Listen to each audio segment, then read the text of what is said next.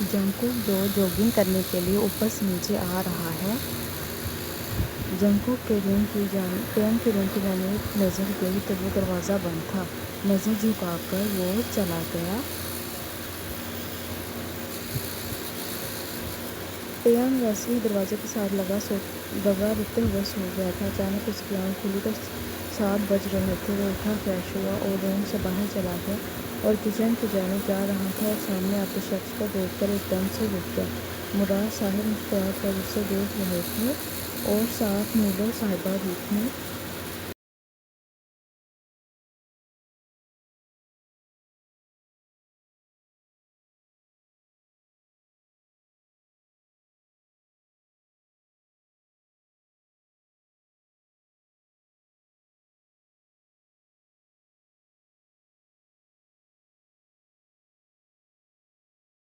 Good morning बच्चे, मुराद साहब ने टे को देखकर कहा, लेकिन वो कुछ नहीं बोला और वो दोनों टेबल की जानिब चले गए।